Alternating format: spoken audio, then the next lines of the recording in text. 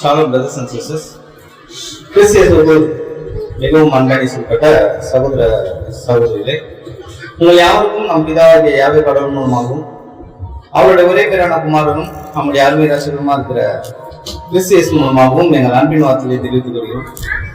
பிதாவாகிய யாவையும் தெரிந்தானே சொல்றீங்கன்னா, இன்றைய நாள் நாம் தியானிக்க எடுத்துக்கப்பட்ட வேத பகுதி என்ன அப்படின்னு பார்த்தீங்கன்னா, யார் பாவம் செய்த தூதர்கள். என்னன்னா, யார் பாவம் செய்த தூதர்கள். சரிங்களா?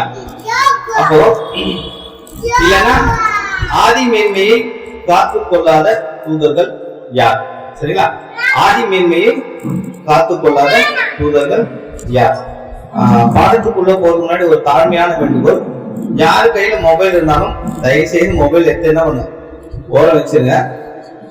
மாறா பைபிள் இருந்தா பைபிள்ல ரெஃபரன்ஸ் பாருங்க, இல்லைன்னா நோட்ஸ் எடுத்துங்க. நோட்ஸ் எடுத்துட்டு லாஸ்ட்ல என்ன பண்ணுங்க, அதை நம்ம திரும்ப ரீமெடிடேட் பண்ணலாம். இப்போ எடுக்கும் போதே நீங்க மொபைல் வச்சு அதை வேற எங்கன்னா சர்ச் பண்ணீங்கன்னா பாடத்தினுடைய சாராம்சம் என்ன புரியாது. சரி, அப்போ இன்னைக்கு நம்ம எடுத்துக்கொண்ட பாடத்தின் தலைப்பு என்ன அப்படின்னு பார்த்தீங்கன்னா, யார் பாவம் செய்த தூதர்கள், இல்லைன்னா ஆதி மேன்மையை காத்துக் கொள்ளாத தூதர்கள் யாரு? சரிங்களா? கேள்விப்பட்டிருக்கீங்களா? ஆதி மேன்மையை காத்துக் கொள்ளாத தூதர்கள் அப்படின்னா யாரு? யார நம்ம யார சொல்றோம்? யார் ஆதி மேன்மையை காத்துக் கொள்ளாத தூதர்கள்? சரி, அதுக்கான வசனம் படிச்சிடலாம். 2 பேதுரு 2ஆம் அதிகாரம் 4ஆம் வசனம். 2 பேதுரு 2ஆம் அதிகாரம் 4ஆம் வசனம்.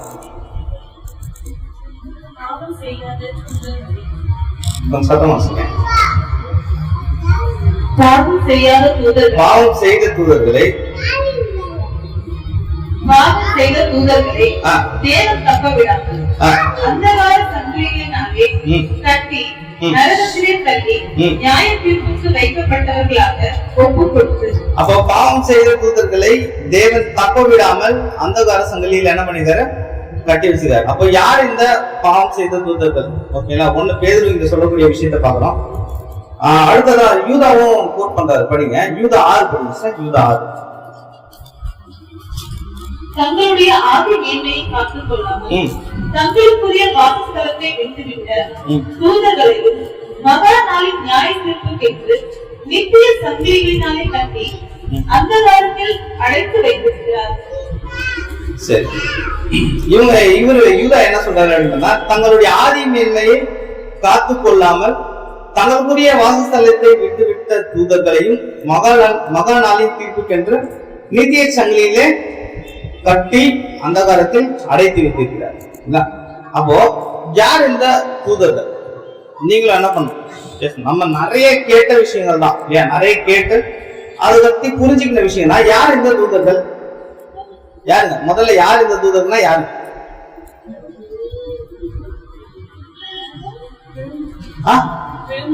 அந்த விழுந்து போனானா எங்க, எந்த சம்பவம்? லூசிபர், அப்புறம் அவரை சேர்ந்த தூதர்கள், அப்புறம் வேற எந்த சம்பவத்தை நம்ம இதோட ஒப்பிட்டு சொல்லுவோம்? இந்த தூதர்களை விழுந்து போனாங்கன்னு சொன்னீங்க, அதை வேற எந்த சம்பவத்தோட ஒப்பிட்டு பேசுவோம்? நோவா காலத்துல மனுஷகுமாரத்திகளோட சஞ்சரித்த தேவ தூதர்கள் அப்படின்னு சொல்றீங்க. சரி, அப்ப யார் இந்த தூதர்கள்? ஏன் இவங்களுக்கு மரண ஆக்கினை? சரிங்களா? இவங்க விழுந்து போன தூதர்கள் பார்க்கிறோம். ஏன் எப்ப விழுந்து போனாங்க அப்படின்னா, நோவாவின் காலத்துல இவங்க விழுந்து போனாங்க. எதனால? என்ன ரீசன்? அங்க என்ன நடந்தது? இவங்க விழுந்து போனாங்க சொல்றதுக்கு என்ன காரியம் பண்ணாங்க? மனுஷகுமாரத்திகள் அதிக சௌந்தர்யம் கண்டு பெண்களை தெரிந்து கொண்டாங்க. அங்க இவங்க விபச்சாரம் மாதிரி ஏதாவது ஒரு விஷயங்கள் இங்க ஏற்பட்டதா?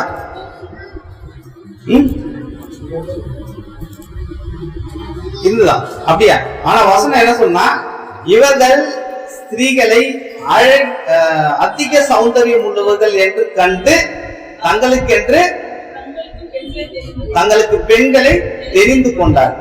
அங்க அவங்க என்ன ப்ராஸ்டியூஷன் பண்ணல, அதிக சௌந்தரியம் உள்ளவங்க கண்டு அழகா இருக்கிறத பார்த்து பெண்களை தெரிந்து கொள்றது என்ற வசனம் அங்க எப்படி இருக்குன்னா, ஒய்ஃப் சரிங்களா? அந்த பெண்களை தெரிந்து கொள்றாங்கன்றாங்க இல்லையா, அது எதனா இச்சையோட ஒரு விஷயத்த ஒப்பிடாம ஒய்ஃப் அங்க இருந்து மனைவிகளே தங்களுக்கு என்ன பண்ணாங்க, அவங்க தெரிந்து கொண்டாங்க. சரிங்களா? சரி, வாசிங்க ஆதியாகமம் 6:2. அங்க போயிட்டான். ஆதியாகமம் 6:2. தேவகுமாரர் மனுஷகுமாரத்திகளை அதிக சௌந்தரியம் உள்ளவர்கள் என்று கண்டு அவர்களுக்குள்ளே தங்களுக்கு பெண்களை தெரிந்து கொண்டார்கள். சரி, இப்ப இங்க பாக்குற தேவகுமாரர் மனுஷகுமாரத்திலே அதிக சௌந்தரியம் உள்ளவர்கள் என்று கண்டு அப்படின்றோம் இல்லையா, இதெல்லாம் நம்ம என்ன சொல்றோம்னா, இந்த தேவகுமாரர்கள் தான் அந்த ஆதி மேன்மையை காத்து கொள்ளாத தூதர்கள் சொல்றோம். அப்படிதானே? இல்ல எந்த மாற்றம் கருத்தம் இல்லையா? சரி, இப்போ இந்த தேவதூதர்கள் ஒரு தேவதூதர்களுடைய தன்மை என்ன? இப்ப மனுஷன்னா ஒரு தன்மை இருக்குல்ல, அந்த மாதிரி தேவதூதர்களுக்கு சில தன்மைகள் இருக்கு இல்லையா, அது என்னென்ன? தேவதூதன் எதற்காக உண்டாக்கப்பட்டார்? இப்ப மனுஷனை ஒரு விஷயத்துக்காக உண்டாக்குனாரு, சூரியனை ஒரு விஷயத்துக்காக உண்டாக்குனாரு, சந்திரனை ஒரு விஷயத்துக்கு உண்டாக்குனாரு. இப்படி எல்லாத்தையும் ஒவ்வொரு காரியத்துக்கு தேவன் உண்டாக்குற சமயத்துல இந்த தேவதூதர்களை தேவன் உண்டாக்கினதனுடைய நோக்கம் என்ன, அவங்களுடைய தன்மை என்ன அப்படின்றத நம்ம புரிஞ்சுக்கணும். சரிங்களா? அப்போ இந்த தேவதூதர்களுடைய பர்பஸ், அவங்களுடைய வேலை என்ன அப்படின்னு பாத்தீங்கன்னா, தேவன் இடத்துல இருந்து ஒரு செய்தியை கொண்டு போய் மனுஷங்கள்கிட்டயோ ஏதோ ஒரு இடத்துல அவங்க என்ன பண்ணணும், சேர்க்கணும். சரிங்களா? சரி, வேற வேற தேவதூதர்கள்லாம் எப்படி இருப்பாங்க, நம்ம எப்படி யோசிச்சிருக்கோம்? வேதம் என்ன சொல்றது? தேவதூதர்கள் பலவான்கள், ஆவியில இருப்பாங்க. அப்புறம் அவங்களுக்கு என்ன இருக்குங்க? சேட்டைகள் இருக்கு. எத்தனை சேட்டைகள்? 6, 2. சரிங்களா? இப்படி எல்லாம் இருக்கு இல்லையா? சரி, அப்போ மனுஷ ரூபத்துல அவங்க என்ன பண்ணலாம், வரலாம். சரி, இப்படி இருக்கிற தேவதூதர்கள் அவங்களுக்கு என்ன பண்ணாங்க, பெண்களை தெரிந்து கொண்டார்கள் அப்படின்னு. சரிங்களா? அப்படின்னா நஷேம் அப்படின்ற ஒரு வார்த்தை கொடுக்கப்பட்டிருக்கு.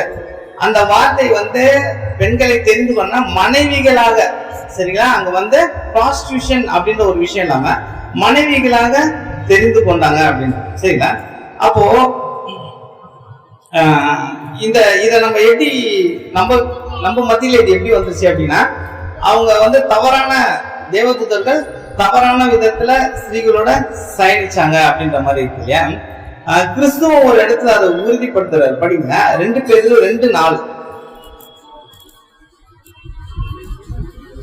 2 Pétரு 2ஆம் அதிகாரம் 4ஆம் வசனம். பாவம் செய்த தூதர்களை தேவன் தப்பவிடாமல். இல்ல, இது வாசிங்க 1 Pétru 3:19 வசனம். கிறிஸ்து சொல்ற விஷயத்தை அந்த ஆவியிலே அவர் போய் காவலில் உள்ள ஆவிகளுக்கு பிரசங்கித்தார். சரி, கிறிஸ்து மரித்து உயிர்த்தெழுந்து காவலில் உள்ள ஆவிகளுக்கு என்ன பண்ணாரா? பிரசங்கித்தார். யார் இந்த காவலில் உள்ள ஆவிகள்? இவங்களும் அவங்களதான் நம்ம என்ன பண்ணோம் சொல்றோம். சரிங்களா? பாருங்க, அப்போ ஆதியாகமத்துல வரக்கூடிய அந்த நோவாவின் காலத்துல இருந்த தூதர்களும், பேதுரு சொன்ன வீழ்ந்து போன தூதர்களும், யூதா சொல்ற ஆதி மேன்மையை இழந்த தூதர்களும், இயேசு கிறிஸ்து பிரசங்கித்த தூதர்களும் ஒன்றா இல்லையா? எல்லாரும் வேற வேறையா? சரி, நிச்சயமா ஒண்ணுதான். அங்க இருக்கவங்களதான் இவர் சொல்றாரு. ஆனா அங்க தேவதூதர்களுக்கு இவர் பிரசங்கித்தாங்கல்ல, அது வேற ஒரு விஷயம் நம்ம பார்த்தோம். அதை விட்டுருங்க. சரிங்களா? ஆனா அந்த தூதர்கள் தான் யாருன்றத நம்ம என்ன பண்ண போறோம், பார்க்க போறோம். சரிங்களா? இவங்க தேவதூதர்களா இல்ல மனுஷர்களா? அங்க பார்க்கக்கூடிய நோவாவின் காலத்துல ஸ்திரீகளோடு ஸ்திரீகள் அழகுள்ளவர்கள் கண்டு பெண்களை தெரிந்து கொண்டார்ல, அவங்க மனுஷர்களா உண்மையாவே தேவனிடத்துல இருந்து வானத்தின் தேவதூதர்களா? சரிங்களா? அப்போ தேவதூதர்களா இது ரொம்ப ரொம்ப காலமா ஒரு கான்ட்ரவர்சியாவே ஓடக்கூடிய ஒரு விஷயம் தான். இது ஒரு சிலர் என்னன்னா அது சேத்தினுடைய சந்ததியினும், சிலர் எப்படின்னா அது எப்படி தேவதூதர்கள் அப்படின்னும் சில விஷயங்கள் கருத்துக்கள் போயிட்டு இருக்கு இல்லையா? இதுல நம்ம என்ன புரிஞ்சுக்கலான்றதா இங்கேயான ஒரு விஷயம். சரிங்களா? அப்போ தேவனுக்குன்னு ஒரு சித்தம் இருக்கும் இல்லையா? தேவன் இந்த ஒரு சம்பவத்தை பார்த்த விதம்னு ஒண்ணு இருக்கும் இல்லையா? நம்ம மனுஷங்க நிறைய விஷயங்கள் நிறைய கோட்பாடுகளை நம்ம கொண்டு வரலாம். உண்மையாவே தேவனுடைய சிந்தையில இது எப்படி எழுதப்பட்டது, அவரு என்ன சொல்ல வர்றாரு அப்படின்றத நம்ம என்ன பண்ணலாம், மனுஷன் 1000 விளக்கம் தரலாம். ஆனா நம்ம என்ன பண்ணோம், தேவனுடைய சிந்தையும் நம்மளுடைய சிந்தையும் ஒன்றிணைஞ்சு இருக்கும்போது தான் அதுக்கான விடை என்ன பண்ணோம் சரியா தெரியும். சரிங்களா? அப்போ இது இல்ல, வேதத்துல நிறைய விஷயங்கள் நம்ம புரிஞ்சுக்கிறதுக்கும் தேவன் சொன்னதுக்கும் நிறைய இடத்துல வேறுபட்டு இருக்கா. சத்தியம் தெரிய வரும்போது தான் நம்ம இப்படி இருக்கா சொல்லி மாத்திக்கின நிறைய விஷயங்கள் இருக்கு இல்லையா. அந்த மாதிரி விஷயங்கள இதுவும் ஒரு விஷயமா இருக்கு. சரிங்களா? சரி சரி, இப்ப தேவதூதர்கள் மனுஷர்கள் 2 பேருக்கும் உள்ள வித்தியாசத்தை நம்ம என்ன பண்ணலாம் பார்க்கலாம்.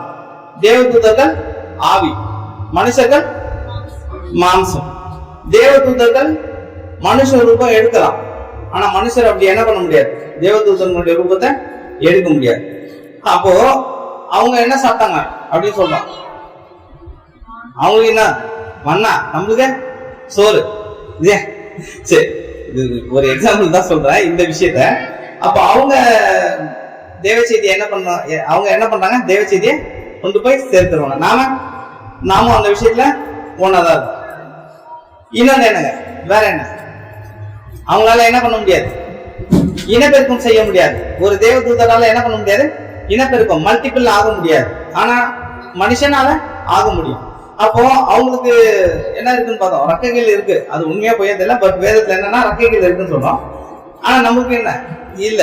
சரி, அப்ப இங்க பார்க்க இருக்கிற ஒரு காரியம், அவர் என்ன சொல்ல வர்றாருன்னா ஆதி மேன்மையை காத்து கொள்ளாதவர்கள். சரிங்களா? காரணம் ஏன் அப்படின்னு பார்க்கும்போது, இந்த மனுஷ குமாரத்திகளை திருமணம் செஞ்சதுனால ஆதி மேன்மையை அவங்களால என்ன பண்ண முடியல, காத்து கொள்ள முடியல. சரி, ஒரு தூதன் மனுஷ ரூபம் எடுத்து குமாரத்திகளோடு இசைந்திருந்தால் இவங்களால ஒரு கரு உண்டாக்க முடியுமா அப்படின்னா, எந்த ஒரு தூதனுக்கும் என்ன இல்லை அப்படின்னா மரபணும் கிடையாது. சரிங்களா? இன்கேஸ் அவன் மனுஷ ரூபம் எடுத்து ஒரு ஸ்திரீயின் இடத்துல ஒரு பிள்ளையை பெற்றாலும் அந்த குழந்தை மனுஷனா தேவதூதன். புரியுதா இல்லையா? புரியலையா? கொஞ்சம் புரிஞ்சுக்க முயற்சி செய்யுங்க. பாருங்க, ஒரு தேவதூதன் வராரு, ஒரு மனுஷன் உருவத்தோட வந்து ஒரு ஸ்திரீயோட சயனிச்சு இல்ல இசைத்திருந்து ஒரு குழந்தை பெற்றெடுக்கப்படுதுன்னா அந்த குழந்தை தேவதூதர்களின் குழந்தை என்று எண்ணப்படுமா, இல்ல மனுஷன் அப்படின்னு எண்ணப்படுமா? தேவதூதன் என்னப்படுமா? தேவதூதர்களுக்கு மரபணுவே கிடையாது. சரிங்களா? அவங்களோட சிந்தை வேணா இருக்கலாம், யோசனை வேணா இருக்கலாம். சரிங்களா? அப்போ என்ன ஒரு விஷயம்னா, அவங்க டிஎன்ஏன்ற ஒரு கான்செப்ட் யாருக்கு வச்சிருக்காங்கன்னா மனுக்குலத்துக்கு தான் டிஎன்ஏ மரபணுன்ற ஒரு விஷயம் இருக்கு. தேவதூதர்களுக்கு மரபணுன்ற ஒரு விஷயமே என்ன பண்ணல இல்ல. சரிங்களா? மனுஷ ரூபம் அவங்க எடுத்திருந்தாலுமே இவங்களோட இசைந்து இருக்கும் போது அது மனுஷனுக்கும் மனுஷிக்கும் பிறந்த ஒரு புத்திரரெல்லாம் என்ன பண்ணுவாங்க இருப்பாங்க. சரிங்களா? அப்போ மனுஷனுடைய தான் என்னது டிஎன்ஏ பார்க்கணும். அப்போ தேவதூதர்களை தேவன் உண்டாக்கும் போது இந்த ஒரு சிந்தையோட உண்டாக்குனாரா?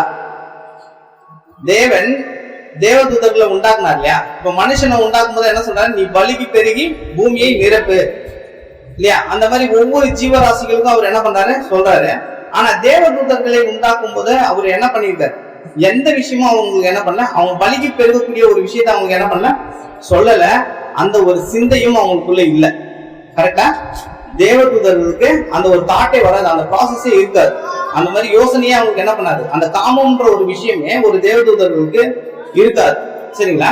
அப்போ தேவன் அவங்க உண்டாக்கும் போதே இனப்பெருக்கம் செய்யாதபடிதான் என்ன பண்ணிருக்காரு, உண்டாக்கினார். எப்படி ஒரு சூரியனோ ஒரு சந்திரனோ வானத்தின் நட்சத்திரங்கள் எப்படி இருக்கோ அதே மாதிரிதான் இவங்களையும் ஒரு சிருஷ்டிப்பா, அதே மாதிரி தன்மையோட தான் இவங்களும் என்ன சொல்ற வேலை செய்யணும். இப்ப எப்படி ஒரு சூரியன் வெளிச்சத்தை கொடுனா அப்பத்துல இருந்து இப்ப வரைக்கும் வெளிச்சத்தை கொடுத்துட்டு இருக்கோம், அதே மாதிரிதான் அவங்க என்ன பண்ண முடியும் செய்ய முடியும். மல்டிபிள் என்ன பண்ண முடியாது ஆக முடியாது. அப்போ இச்சை அப்படின்ற ஒரு உணர்வு தூதர்களுக்கு இருக்காங்க இல்ல. பண ஆசை இருக்கா தூதர்களுக்கு இல்ல. சரி, இந்த மாதிரியான எந்த ஒரு பூமிக்குரிய ஆசைகளும் அவங்களுக்கு என்ன பண்ணாது, அதை வந்து நிறைவேற்றணும் சொல்லி நம்ம மூலியமா அவங்க என்ன பண்ண முடியாது, நிறைவேற்ற முடியாது. சரிதான்? மற்றவங்களுக்கு தூண்டுறது, தவறான விஷயத்துக்கு தூண்டக்கூடிய சிந்தைகளை ஏற்படுத்தலாமே ஒழிய அதனால அவங்களால எந்த ஒரு திருப்தியும் அடைய முடியாது. சரி, ஒரு சமயம் அவங்க மனுஷ உருவெடுத்து அந்த ஆசையை நிறைவேற்றிருந்தா மனுஷனுக்கு என்ன மரபணுங்க, ஆணுக்கு எக்ஸா, ஆணுக்கு எக்ஸ் ஒய்யா, ஒய் எக்ஸ் ஒய் ஆனா, சரி டபுள் எக்ஸ் வந்து 10. இப்போ ஃபீமேல் கரெக்ட், ஃபீமேல்னா டபுள் எக்ஸ், XYனா மேல், இவ்வளவுதான் இல்லையா? இப்போ அந்த ஒரு எந்த ஒரு சிருஷ்டிப்பும் மனுஷன் மூலியமா உண்டானோம் ஒண்ணு XY இருக்கணும், இல்லைன்னா XX இருக்கும். சரிங்களா? இப்படிதான் என்ன பண்ணும் இருக்கும். சரிங்களா? அப்ப நம்ம புரிந்து கொண்ட மாதிரி ஸ்திரீகளுக்கும் மனுஷர்களுக்கும் ஒரு குமாரத்தையோ பிறந்ததா அவங்க எப்படி இருந்திருப்பாங்க? XYZ அப்படிலாம் என்ன அவங்க மரபணுவே கிடையாது. சரிங்களா? இல்ல ஜீரோவா அப்படின்னா இல்ல. சரி, அப்போ தேவன் சில இடங்கள்ல இதை ஏன் சொல்றோம்னா, தேவன் சில இடங்கள் மிருக ஜீவன்களை சுட்டரிக்க சொல்லுவார். அங்க குழந்தைய நீங்க போய் ஒரு தேசத்துக்கு குடிக்கிறீங்கன்னா அந்த இடத்துல என்ன பண்ணுமா, மிருக ஜீவன்களை சுட்டரிச்சிருங்க. அதே சமயம் சிறு குழந்தைகளா இருந்தாலும் அவங்க என்ன பண்ண சொல்றாரு, கொல்ல சொல்றாரு. ஏன்னா அந்த அந்த தேசத்துல இவங்க பிடிக்க போற அந்த தேசத்துல இருக்கக்கூடிய ஜனங்களுடைய மென்டாலிட்டி எப்படி இருந்தது, அந்த மனுஷர்களுடைய எண்ணம் எப்படி இருந்தது அப்படின்னு பாத்தீங்கன்னா, மிருகங்களோடு உடலுறவு கொள்ளக்கூடிய ஒரு சிந்தை கொண்டவங்களா இருந்திருக்காங்க. விலங்குகளையும் அவங்க என்ன பண்ணிருக்காங்க, விட்டு வைக்காதவர்களா இருந்திருக்காங்க. அது சிறு குழந்தைகளையும் அவங்க என்ன பண்ணாங்க, அந்த தீட்டுப்படுத்திருக்காங்க. அதனாலதான் தேவன் என்ன சொன்னா, அந்த மாதிரியான விஷயம் உன்னோட தேசத்துக்குள்ள வரக்கூடாது, அதனாலதான் நீங்க என்ன பண்ணுங்க, அவங்களெல்லாம் சுட்டறிங்க சொல்றாரு. சரி, அப்ப மிருகங்களுக்கு டிஎன்ஏ இருக்கா? இருக்கு. சரிங்களா? அப்போ பூமிக்குரிய சேனை நம்ம கடைசியா பார்த்த மாதிரி பூமிக்குரிய சேனை எல்லாத்துக்கும் என்னன்னா அந்த மரபணு அப்படின்ற ஒரு விஷயம் இருக்கு. ஆனா வானத்துக்குரிய சேனைகளுக்கு அது என்ன இல்ல. சரிங்களா? அப்போ ஆதாம தேவன் முதல்ல மனுஷங்களுக்கு வந்துடலாம். தேவன் ஆதாம உண்டாக்குறாரு. சில நாட்கள் சென்ற பின்ன என்ன பண்றாரு, ஏவாளை உண்டாக்குறாரு. ஏன், என்ன காரணம்? மனுஷன் தனிமையா இருப்பது நல்லதல்ல. அப்போ தோட்டத்துல உள்ள ஆதாம் பாக்குறாரு, தோட்டத்துல உள்ள எல்லா ஜீவராசிகளும் எப்படி இருக்குங்க, ஜோடா இருக்கு. சரிங்களா? அத பார்க்கும்போது ஆதாமுக்கு என்ன, தேவன் என்ன பண்றாரு, ஆதாம் தனிமையா இருப்பது நல்லதல்ல அப்படி சொல்லி ஏவாள் என்ன பண்றாரு, உண்டாக்குறாரு. தேவன் அவருடைய சிருஷ்டிப்புல எத்தனையோ தேவதூதர்கள் இருந்தாலும் ஆதாமுக்கு தேவதூதர்ல தரணுன்ற ஒரு எண்ணம் கிடையாது. அதே மாதிரி அவங்களால என்ன பண்ண முடியாது, மல்டிபிளும் ஆக முடியாது. அப்ப ஆதாம் பூமிக்குரிய சேனை, அவருக்கு என்ன வேணும், இப்போ அவர் மல்டிபிள் ஆகணும்னா என்ன வேணும், அவருக்கு ஏற்ற துணை வேணும். சரிங்களா?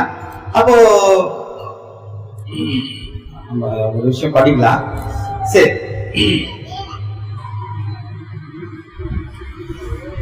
அப்போ தேவதூதர்களுக்கு காமம் என்ற ஒரு யோசனையே கிடையாது. அப்போ அவர் உண்டாக்குனதுல இருந்தே இப்ப வரைக்கும் இல்ல. 1000 வருட அரசாட்சியிலும் ஒரு தேவதூதர்களுக்கு அந்த சிந்தை இருக்குமா அப்படின்னா இருக்காது. எப்படி சொல்றோம், அவருடைய ராஜ்யம் எப்படி இருக்கும், கொள்வனையும் கொடுப்பனையும் இல்லை. எல்லாரும் யார போல இருப்பாங்க, தேவதூதர்கள் போல இருப்பாங்க. அப்படின்னா யாராலையும் அவங்க என்ன பண்ண முடியாது, மல்டிபிள் ஆக முடியாது. சரிங்களா? அந்த யோசனை, அந்த ஒரு சிந்தை இருக்கு இல்லையா, காமன்ற சிந்தையை தேவன் என்ன பண்ணுவாரு, எடுத்துருவாரு. இப்ப நம்மளுக்குள்ள கூட அந்த சிந்தை ஒரு சின்ன ஒரு நோவு தான் இல்லையா, அதை கட் பண்ணிட்டாங்கன்னா நம்மளும் இயல்பா ஒரு மல்டிபிள் ஆகாத ஒரு தன்மையில தான் என்ன பண்ணுவோம், இப்போ சராசரி போலதான் இருக்கும். இதே மாதிரிதான் என்ன பண்ணாரு. அப்போ தேவன் அந்த தேவதூதர்களை எப்படி பாக்குறாருன்னா, ஜஸ்ட் மெசேஜர். அவங்க யாரு, ஜஸ்ட் மெசேஞ்சர், ஒரு தேவனுடைய செய்தியை கொண்டு போகக்கூடிய செய்தியாளர்கள். சரிங்களா? அப்போ அந்த விஷயத்துல, இந்த இனப்பெருக்கம் செய்யக்கூடிய விஷயத்துல சாத்தானால கூட தேவனை என்ன பண்ண முடியாது, மீற முடியாது. சரிங்களா? சாத்தானுக்கு என்னதான் வல்லமை இருந்தாலுமே சாத்தானால ஒரு ஜீவனை ஒரு கிரியேஷனே கிடையாது அவனுக்கு. அப்படித்தானே?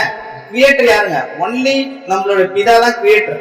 சாத்தானுக்கு கிரியேஷன் அப்படின்ற ஒரு விஷயமே இல்லை. அப்போ நம்ம இங்க அவங்கள ஒரு கிரியேட்டர் அப்படின்னு சொல்லிட்டோம்னா, தேவனுடைய சிந்தைய நம்ம என்ன பண்றோம், அவர் சொல்லி விஷயங்களை மாற்றக்கூடிய ஒரு நபர்களை நம்ம என்ன பண்ணோம், மாறிடும். சரிங்களா? அப்போ தேவன் ஒரு விஷயத்தை அனுமதிக்காத வரை, அவங்களுக்கு அதுல நியமிக்காத வரை அவங்களால எதுவுமே என்ன பண்ண முடியாது, செய்ய முடியாது. சரிங்களா?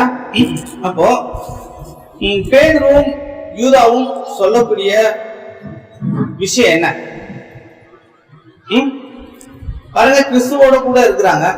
அப்போஸ்தலர்கள் பரிசுத்த ஆவியை பெற்றிருக்காங்க. அதுவும் பெந்தகோஸ்தே நாள் முடிஞ்சு, கிறிஸ்து உயிர்த்தெழுந்ததுக்கு அப்புறம் பெந்தகோஸ்தே நாள் முடிஞ்சு பீக்ல இருக்கிறாங்க. சரிங்களா? எரர் அப்படின்ற ஒரு விஷயமே என்ன இல்ல, ஒரு ஆவியின் உச்சத்துல வாழ்ந்துருக்கிறாங்க. சோ இப்படி இருக்கிற இவங்க தேவனுடைய விஷயங்களை இப்படி இந்த ஒரு சிந்தையோட எழுதியிருப்பாங்களா? பாருங்க, நம்ம இன்னைக்கு புரிஞ்சுக்கிற விஷயத்தோட அவங்களுக்கு இருந்த வல்லமை ரொம்ப அதிகமா இருந்துச்சு இல்லையா? அந்த ஃபயரோட இருந்தாங்க. சரிங்களா? ஏன் அப்ப அவங்க என்ன சொல்ல வராங்க? இங்க இவங்க எழுதியத நம்ம உண்மையாவே தேவதூதர்கள் சொல்றோம். ஆனா ஒரு பக்கம் பார்த்தா அந்த மாதிரி இருக்கிறதுக்கு வாய்ப்பே இல்லைன்ற வசன பதிவுகள் இருக்கே. சரி, வாசிங்க சார். யூதா 6 வாசிங்க. யார் இந்த தூதர்கள்?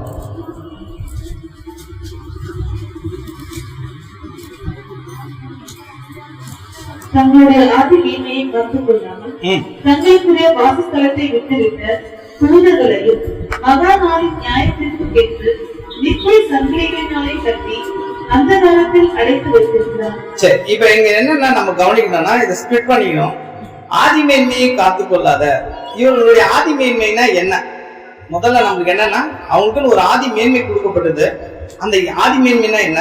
தங்களுக்குன்னு ஒரு வாசஸ்தலத்தை விட்டு விட்ட தூதர்களையும் அப்படின்னு சொல்றாரு இல்லையா? இவங்களுக்கான வாசஸ்தலம் என்ன? மகா நாளின் நியாயத்திற்கு கண்டு நித்திய சங்கிலிலே கட்டி அந்த காலத்தில் அடைத்து வைத்திருக்கிறார். இந்த மகா நாள்னா எது? மகா நாள்னா எது? யாரு இவங்களை சங்கிலியில கட்டி மகா நாளுக்கு தீர்ப்புக்கு நான் அடைச்சு வச்சிருக்குது? யாருங்க? சரி, பேதுருல வாசிக்கலாமா? பேதுரு 2:4 அதையும் வாசிங்க.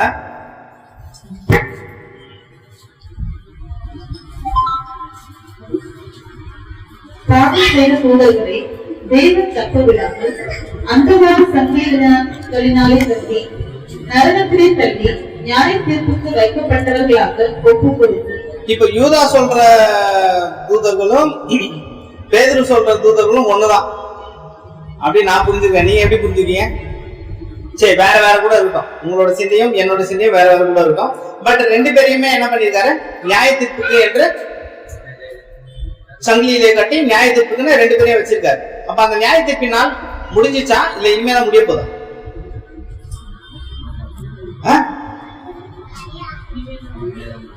இனிமேதான் வரப்போகுது இல்லையா? இவங்களை தேவன் பிக்ஸ் பண்ணிட்டாரு, நியாய தீர்ப்புன்னு பிக்ஸ் பண்ணிட்டாரு. அந்த பிக்ஸ் பண்ண ஒரு விஷயத்த யாராலையும் நடுவுல அந்த தீர்ப்பை மாத்த முடியுமா?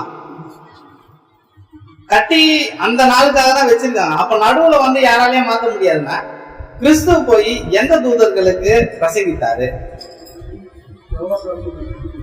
அததான் நோவா காலத்துல வாழ்ந்தவங்களுக்கு தான் அந்தகார சங்கிலியில கட்டி போட்டு வச்சிருக்காரு. சரிங்களா? அப்போ கிறிஸ்து பிரசங்கித்தாருன்னு நம்ம பார்க்கறோம். சரி, அப்போ இது உண்மையாவே ஆவியின் தூதர்கள். நம்ம தூதர்கள்னா என்ன பார்க்கறோம்னா ஆவியில இருக்கக்கூடியவங்கள பாக்குறோம். மனுஷங்களையும் தூதர்கள் அப்படின்னு வசனம் சொல்லுது. சரிங்களா? நான் சொல்ல, வசனம் சொல்லுது. அப்போ இவங்க ஆவியின் தூதர்களா இல்ல மனுஷ தூதர்களான்றதான் நம்ம இன்னைக்கு என்ன பண்ண போறோம்? புரிஞ்சுக்க போறோம். சரிங்களா? அப்போ இதை எப்படி புரிஞ்சுக்கலாம்? இல்ல இது ஆவியின் தூதர் நம்ம ஒருத்தர் புரிஞ்சுக்கோம், இல்ல இது மாம்சத்தின் தூதர் அப்படின்னு புரிஞ்சுக்கோம். வேதத்தின் அடிப்படையில இது மனுஷர்களா இல்ல ஆவியின் தூதர்களா நீ எப்படி கண்டுபிடிக்கிறது? எப்படிங்க? அப்போ இந்த வார்த்தைகளை நம்ம எந்த இடத்துல ஒரு வார்த்தையை பார்த்தாலுமே அந்த சூழ்நிலை தான் தீர்மானம் பண்ணோம் அது யார குறிக்குது அப்படின்னு சொல்லி. சரிங்களா? அப்போ இங்க வரக்கூடிய அந்த வார்த்தை யூதாவும் பேதுருவும் அங்க சொல்லக்கூடிய தூதர் அப்படின்ற ஒரு வார்த்தைக்கான மூல பாஷை என்ன சொல்லுதுன்னா மலக். சரிங்களா? மலக் அப்படின்னா messenger who sent one who sent an angel, இல்லனா a messenger from God, a messenger from Yahweh. சரிங்களா? அதாவது என்ன சொல்றதுன்னா ஒரு தூதர். சரிங்களா? இந்த வார்த்தை ஆவியாவும் இருக்கலாம் இல்ல மனுஷங்களாவும் இருக்கலாம். அது அந்த சூழ்நிலை, ஒரு இடத்தினுடைய பொருள், ஒரு இடத்துல நடக்கிற சம்பவத்தை வச்சுதான் நம்ம புரிஞ்சுக்கணும் இது ஆவிய தூதர்குள்ள சொல்லுதா இல்ல மாம்ச தூதர்குள்ள சொல்லுதான்னு சொல்லிட்டு. சரிங்களா? இப்ப நம்ம தூதர் அப்படின்னாலே நம்மளுடைய மென்டாலிட்டி என்ன இருந்தது? ஆவியின் தூதர்கள் இருந்தது இல்லையா? நம்ம ஒரு சில வசனங்கள் படிப்போம். என்னாகும் 20:14 வசனம், என்னாகும் 20:14.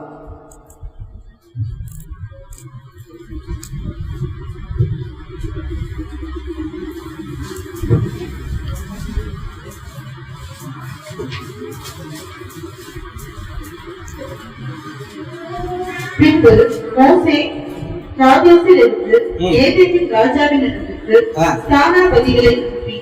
சரி, இங்க ஸ்தானாதிபதிகளை அனுப்பி அப்படின்னு ஒரு விஷயம் இருக்குல்ல, அந்த ஸ்தானாதிபதி யாரு அப்படின்னு பாத்தீங்கன்னா, அங்க சொல்லப்பட்ட அதே தூதர்கள் என்ற ஒரு வார்த்தைக்கு வரக்கூடிய அதே வேர்டு நம்மளுக்கு தமிழ்ல இங்கேயும் அங்கேயும் மாறி இருக்கு. பட் ஒரிஜினலா பார்க்கும்போது ரெண்டுமே மலக் தான். சரிங்களா? இங்க வந்து அதே H4397 மலக்குன்னு தான் சொல்லுது. அப்போ அந்த ஸ்தானாதிபதி அப்படின்றவங்க மெசஞ்சர், ஒரு தூதன் அப்படின்னு சொல்லப்பட்டிருக்கு. அடுத்ததா அதிலே படிக்க பார்க்க 4 படிங்க. கர்த்தரை நோக்கி நாங்கள் மன்றாடினோம், அவர் எங்களுக்கு செவி கொடுத்து ஒரு தூதனை அனுப்பி எங்களை எகிப்திலிருந்து புறப்பட பண்ணினார். போதும். முன்னாடி யோசிச்சு நம்ம என்ன சொல்லணும்னா, நோ நோ நோ நோ, அங்க என்ன இருக்கு? ஸ்தானாதிபதி தான் இருக்கு. நீங்க என்ன பண்ணாதீங்க, மாத்தாதீங்க, வேதத்தை என்ன பண்ணாதீங்க, புரட்டாதீங்க, ஸ்தானாதிபதி தான் இருக்குங்க. பட் இங்க என்ன சொல்லுது? ஒரு தூதனை. யார் இந்த தூதன்? தேவ தூதனா? மலக். சரிங்களா? அப்போ எகிப்திலிருந்து இவங்களை புறப்பட பண்ணின ஒரு தூதன் யாரு? மோசே. மோசேவை என்ன சொல்றது வேதம்? ஒரு தூதன், மலக். அவர் வந்து ஒரு மெசஞ்சர், கடவுளுடைய வார்த்தையை கொண்டு சொல்லக்கூடிய ஒரு மனுஷ தூதன். சரிங்களா? இங்க வருது மனுஷ தூதன் அப்படின்னு சொல்லப்படுது. சரிங்களா? அப்போ யூதா 6ல ஆதிமேன்மையை காத்து கொள்ளாத தூதர்கள். சரிங்களா? அந்த ஆதிமேன்மை என்ன? எந்த ஆதிமேன்மையை அவங்க காத்துக்கொள்ள அங்கே தூதர்கள் சொல்லுது. அப்போ ஒரு தூதருடைய ஆதிமேன்மைனா என்ன நம்மளுக்கு என்ன பண்ணும் தெரியணும். தூதர்களுக்கு தேவன் ஏதாவது கட்டளை கொடுத்து நீங்க இந்த ஒழுங்கின்படி நீங்க வாழணும் அப்படின்னு சொல்லி ஒரு ரூல் போட்டாரா? இல்ல வானத்தின் சேனைகளுக்கு ஏதாவது ஒரு ரூல் இருக்கா, கட்டமைப்பு இருக்கா அப்படின்னா இல்ல. அவங்க ஜஸ்ட் ரோபோ. இதை செய்யினா காலில இருந்து இப்ப எப்படி சொல்றது, இந்த இடத்துல நின்று நீ சுத்திட்டே இருந்தா என்ன பண்ணும்?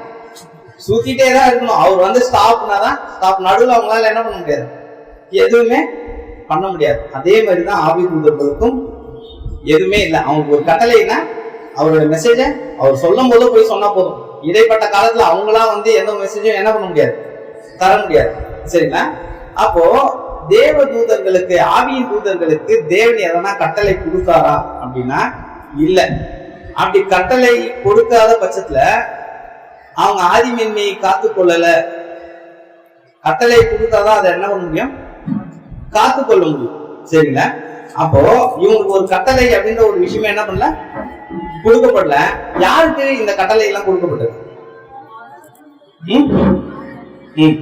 சரி, அப்போ ஆவிக்குரிய தூதர்கள் அப்படின்னு பார்க்கும்போது அவங்களுக்கு வேதத்துல எந்த இடத்துலயும் ஒரு ரூல்ஸ் அப்படின்ற ஒரு விஷயமே என்ன பண்ணல, கொடுக்கப்படல. கொடுக்கப்பட்ட ரூல்ஸ் எல்லாமே மனுஷங்களுக்கு தான் என்ன பண்ண சொல்லப்பட்டிருக்கு.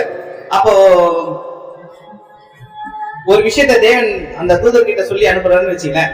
நீ போயிட்டு ஆபிரகாமை பாரு அப்படின்னா இவர் நடுவுல ஈசாக்கு வந்தா ஈசாக்கு கூட பேச முடியுமா? அவ்வளவுதான். அவருக்கு ரூல் என்ன, தேவன் சொல்லிட்டாரு ஆபிரகாமை பாரு, ஆபிரகாம் கிட்ட போய் பேசிட்டு வா. சரிங்களா? அதே மாதிரி ஆபிரகாம் கிட்ட பேசிட்டு இன்னொரு இடத்துக்கு நீ போனோம் அப்படின்னும் போது ஆபிரகாம் கிட்டே நிக்க முடியுமா? நிக்க முடியாது. அந்த வேலையை இது இந்த இடத்துல இருந்து வலு கட்டாயமா அவங்க போய் அவங்க முடிச்சுட்டு என்ன பண்ணும், திரும்ப ஆண்டி வேலை வேற எதுவும் என்ன பண்ண முடியாது, பார்க்க முடியாது. அப்போ தேவன் கட்டளைகளை யாருக்கு கொடுக்குறாரு அப்படின்றதுன்னா மனு புத்திரருக்கு தான் கொடுக்குறாரு. அவங்கதான் அதை என்ன பண்றாங்க, மீறுகிறார்கள் அப்படின்ற. சரிங்களா? அப்போ முதல் தேவன் ஒரு கட்டளை கொடுக்குறாரு. யாருக்கு? ஆதம் கொடுக்குறாரா? ஆதம் என்ன பண்றாரு, அதுல வீழ்ந்து போறாரு. சரிங்களா? தேவன் ஒரு விஷயம் சொல்றாரு. படிங்க 15 படிங்க. 3:15.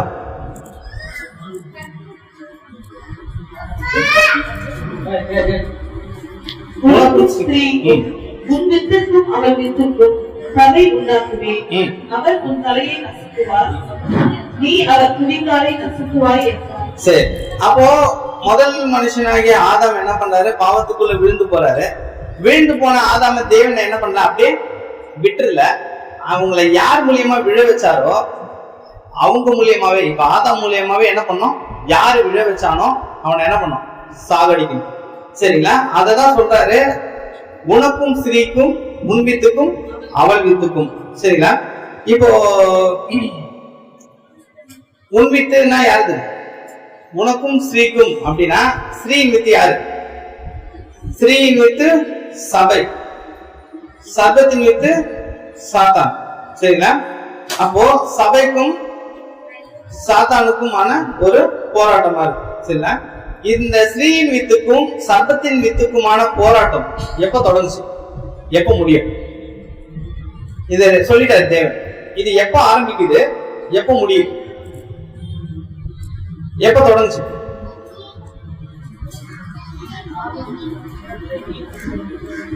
இல்ல, கட்டளை மீறாங்க, அப்பதான் ஒரு ப்ராமிஸ் தராரு, தீர்க்க தரிசனம் உரைக்கிறாரு.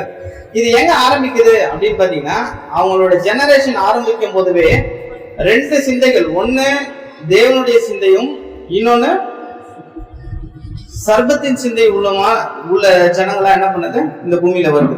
சரிங்களா? அப்போ அவங்களுக்கு முதல் பிறந்த குழந்தைகள் யாரு அப்படின்னு பாத்தீங்கன்னா காயினும் ஆபேலும். சரிங்களா? இந்த காயின் ஆபேல்னு எடுத்தா இதுல யாரு தேவனுடைய சித்தத்தின்படி வரக்கூடிய சந்ததியா தெரியுது, யாரு சர்பத்தினுடைய சந்ததியா தெரியுது? இல்ல, ரெண்டு ரெண்டு ரெண்டு ஜெனரேஷன் வருது இல்லையா? ஆதாம்ல இருந்து ரெண்டு ஜெனரேஷன் உண்டாகுது. இந்த உண்டாகக்கூடிய விஷயத்துல யாரு தேவன் சொல்றாரு இல்லையா, ஒண்ணு ஸ்ரீயின் வித்து, ஒண்ணு சர்பத்தின் வித்து. அப்ப யார நம்ம ஸ்ரீயின் வித்து சொல்லுவோம், யார சர்பத்தின் வித்து சொல்லுவோம்? இங்க இருக்கிற விஷயத்த பார்த்து நீங்க சொல்லலாம். எது தீமையோ அது சர்பத்தின் வித்து, எது நன்மையோ அது ஸ்ரீ சபையின் வித்து அப்படின்னு பார்க்கணும். சரிங்களா? அப்போ இங்க பார்க்கும்போது ஆபேல் எப்படி இருக்காரு, தேவனுக்கு பிரியமா இருக்கக்கூடிய ஒரு விஷயமும், அவரு துர்குணம்னாலே சர்பத்தின் வித்து அப்படின்ற ஒரு விஷயம் வந்து. சரிங்களா? சரி, அது எப்படி சார்? அவங்கதான் அந்த தேவனுடைய பக்கம் இருக்கக்கூடியவங்க, அந்த ஸ்ரீ வித்து எப்படி சொல்றோம் அப்படின்னு ஒரு யோசனை வருதா? சரி, படிக்கலாம். லூக்கா 3:18 வாசிச்சா 3:38. லூக்கா 3:38.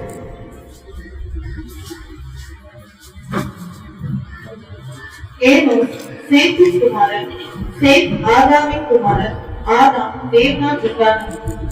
சரி, இப்போ காயின் வந்து அந்த இடத்துல என்ன இறந்துடுறாரு. சரிங்களா? அவரு சாகடிக்கப்படுறாரு. சோ அந்த ஆபேல் வந்து என்ன பண்றாரு, சாகடிக்கப்படுறாரு. ஆபேலுடைய இடத்துக்கு ஆபேலுக்கு பதிலா வரக்கூடியவர் யாருங்க? சேத். சரிங்களா? அப்ப அந்த சேத்தை தேவன் எப்படி பாக்குறாரு, எப்படி அங்க நம்மளுக்கு சொல்றாரு அப்படின்றதுன்னா, ஏனோஸ் சேத்தின் குமாரன், சேத் ஆதாமின் குமாரன், ஆதாம் தேவனால் உண்டானவன். சரிங்களா? அப்போ அந்த சேத்தோடைய வம்சத்தை அவர் சொல்லும் போது இது தேவனால உண்டாக்கப்பட்ட வம்சமா கருதுறாரு. இயேசு கிறிஸ்து வம்ச வரலாறு லூக்கா பதிவிடும் போது ஸ்ட்ரைட்டா எங்க வருவாரு அப்படின்னு பாத்தீங்கன்னா, ஆபிரகாமோட நிறுத்த மாட்டாரு, ஆதாம் வரைக்கும் எடுத்துட்டு போவார். அந்த ஆதாம் வரைக்கும் எடுத்து போற ஒரு விஷயத்துல எந்த ஒரு 10 தலைமுறை அவர் வச்சிருக்காருங்க அப்படின்னு பார்த்தோன்னா, ஆபேல் சேத் இவங்களை கொண்டு அவர் என்ன பண்றாரு, எடுத்துட்டு வர்றாரு. ஏன் அந்த பக்கம் போல? ஏன் காயினுடைய சந்ததியில ஒருத்தர் கூட அவங்க சூஸ் பண்ணல? ஏன்னா அவங்க வந்து தேவனுடைய சந்ததியா எண்ணப்படல. அவங்க தேவனுக்கு சர்பத்தின் சந்ததியா, அவங்களுடைய விஷயங்கள் எல்லாமே தீமையான ஒரு விஷயங்களா இருந்தது. தேவன் சொன்னதுக்கு அப்படியே ஆப்போசிட். ஆனா இவங்க பாத்தீங்கன்னா தேவனுடைய அவர் எப்படி விரும்பினாரோ அந்த மாதிரி வரக்கூடிய ஒரு சந்ததி. அதனாலதான் கிறிஸ்துவனுடைய சந்ததி எதுல வருது, சேத்தினுடைய சந்ததியில அவங்க லிங்க் பண்ணி காட்டுறாங்க. சரிங்களா? சரி, ஆதியாகமம் 11:5 நம்ம இப்போ சேத்தினுடைய சந்ததி வர இடத்துல தேவனால் உண்டானவன் அப்படின்னு பார்த்தோம் இல்லையா? அதே அந்த பக்கம் இருக்க ஒரு விஷயத்தை படிக்கலாம். படிங்க.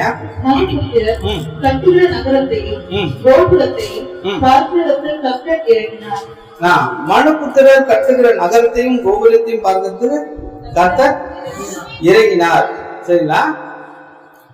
இந்த கோபுரத்தை கட்டுறாங்க இல்லையா, இவங்க எந்த வித்தா இருக்காங்க? ஸ்ரீயின் வித்தா, சர்பத்தின் வித்தா? அது அந்த மாதிரி செய்யும் போது தேவனுக்கு என்ன பண்ணல, பிடிக்கல.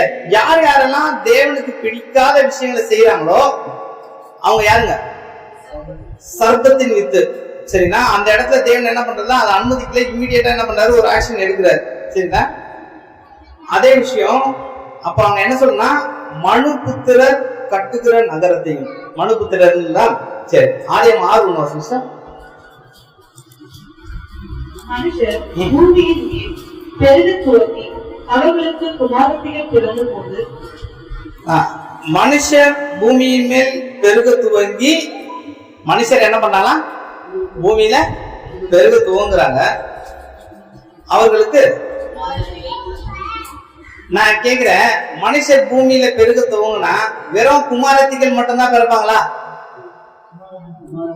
குமாரர்களும் குமாரத்திகளும் பிறப்பாங்க. சரிங்களா? இப்போ இங்க வசனம் இந்த இடத்துலதான் நம்ம என்ன பண்றோம், விழுந்து தூதர்கள் யாரை பார்த்து விழுந்து போனாங்க?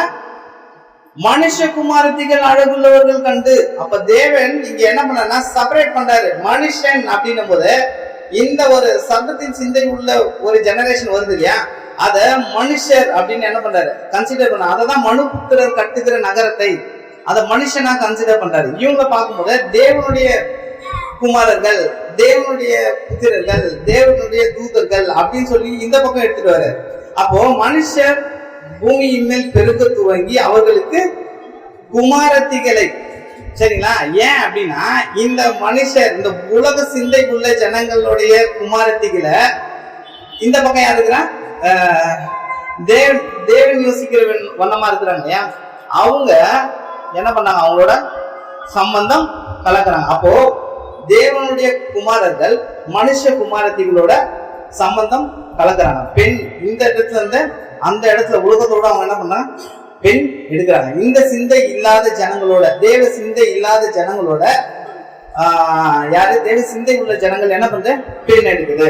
சரி, இன்னும் சில வசனங்களை பார்க்கலாம். தேவன் அவருடைய ஜீனியாலஜில வரக்கூடியவங்க எப்படி பாக்குறாரு. சங்கீதம் 82:6, சங்கீதம் 82:6. நீங்கள் தேவர்கள் என்றும். நீங்கள் தேவர்கள் என்றும்னா யாருங்க தேவர்கள்? நீங்கள் தேவர்கள் என்றும்னா நம்ம தேவர்களா? ஆனா தேவன் நம்மள எப்படி பாக்குறாரு, தேவர்கள் பாக்குறாரு. நீங்க தேவர்கள் என்றும் நீங்கள் எல்லோரும் தேவன் தன்னுடைய ஜனத்தை எப்படி சொல்றாருன்னா, அவன் மனு புத்திரனா அவர் என்ன பண்ணல, பார்க்கல. மாறா அவர் என்ன சொல்றாருன்னா, நீங்க எல்லாம் தேவர்கள், நீங்க தேவர்கள், நீங்க எல்லாரும் எப்படி இருக்கீங்களா, அந்த தேவர்களா தேவனுடைய சித்தத்தின்படி செய்ய வந்த ஒவ்வொருத்தரையும் அவர் என்ன சொல்றாரு அப்படின்னா, உன்னதமானவருடைய மக்கள். சரி, இவங்க என்ன பண்றாங்க படிங்க, அப்படியே படிங்க சார். நீங்கள் மனுஷரை போல செத்து லோக பிரபுக்களில் ஒருவனை போல விழுந்து போவீர்கள். ஆமா சார், ஆனாலும் நீங்கள் மனுஷரை போல செத்து, யாரு, இந்த உன்னதமானவர்களுடைய பிள்ளைகளா இருக்கக்கூடிய இவங்க, தேவர்களா இருக்கிற இவங்க, நான் உங்களை தேவர்களா தான் பாக்குறேன். ஆனாலும் நீங்க என்ன பண்றீங்களா, மனுஷர்களை போல செத்து. நான் உங்க ஒரு உயர்ந்த ஸ்தானத்துல ஒரு மேன்மையான ஒரு விஷயத்த வச்சிருக்கேன், அந்த மேன்மை நீங்க என்ன பண்றீங்க, இழக்கிறீங்க அப்படின்னு தானே. மனுஷர்களை போல செத்து லோக பிரபுக்களை போல ஒருவனை போல விழுந்து போனீர்கள். யார் இந்த லோக பிரபுக்கள்? யாருங்க இந்த லோகத்துல பிரபுக்கள்?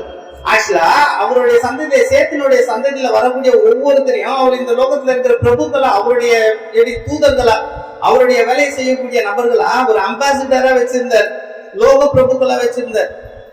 அவங்க எப்படி விழுந்து போனாங்களோ, அந்த லோக பிரபுக்கள் எப்படி விழுந்து போனாங்களோ, அதே மாதிரி நீங்களும் கீழ்ப்படியாம விழுந்து போகாதீங்க.